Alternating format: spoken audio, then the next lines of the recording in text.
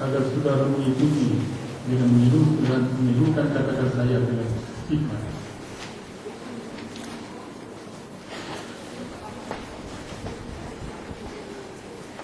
Demi Allah, saya bersumpah. Demi Allah, saya bersumpah Akan memenuhi kewajiban saya. Sebagai Bupati Aceh Barat. Sebagai Wakil Bupati Aceh Barat. Dengan sebaik-baiknya. Dan seadil-adilnya. Memegang teguh Undang-Undang Dasar Negara Republik Indonesia tahun 1945 dan menjalankan segala undang-undang dan peraturannya dengan seluruh-seluruhnya serta berbakti kepada masyarakat nusa dan bangsa. Pengukuh sumpah disilakan menuju ke tempat semula.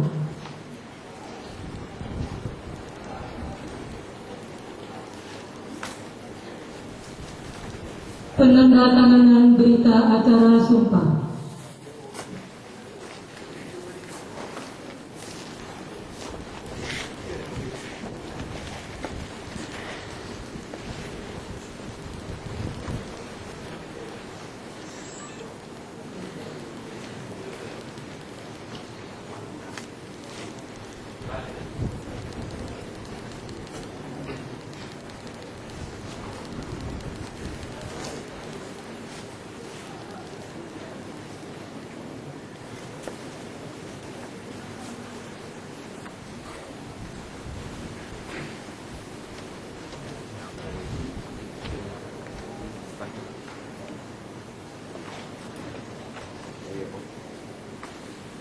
Kata-kata pelantikan.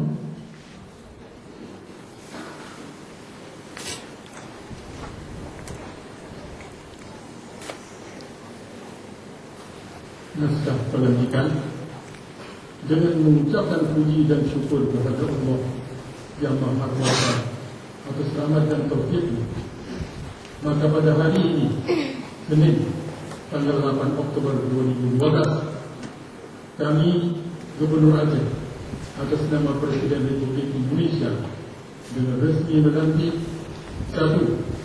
Saudara Haji Tengku Alaiddin Shah sebagai Bupati Aceh Barat dengan Keputusan Menteri Dalam Negeri Republik Indonesia nomor 131/11/609 tahun 2012 tanggal 5 September 2012. Dan 2. Saudara Dr. Andes Haji Rahmat Fikri Adik sebagai Wakil Bupati Aceh Barat sesuai dengan Keputusan Menteri Dalam Negeri Republik Indonesia nomor 131/11/610 tahun 2012 tanggal 5 September 2012. Kami percaya bahawa saudara insyaAllah akan melaksanakan tugas dengan sebaik-baiknya sesuai dengan tanggungjawab yang diberikan. Atas nama Presiden Republik Indonesia, Gubernur Aceh Dr. Haji Zaini Abdullah. Pemasangan tanda pangkat, penyematan tanda jabatan, dan penyerahan salinan keputusan Menteri Dalam Negeri Republik Indonesia.